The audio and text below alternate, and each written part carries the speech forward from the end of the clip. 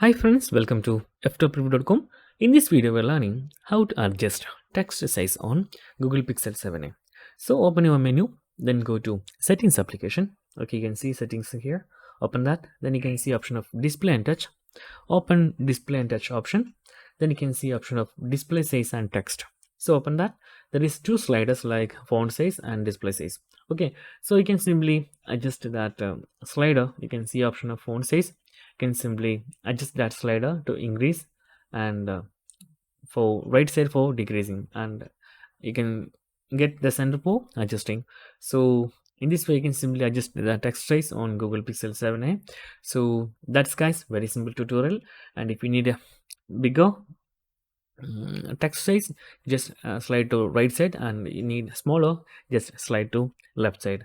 And also remember that there is no app icon size management. It is both of them. You can increase the text size, then automatically increase application icon size. So that's guys very simple tutorial, and if you need any kind of Android or iPhone tutorial, just comment below. I will post my replies as video so you can easily watch and understand it.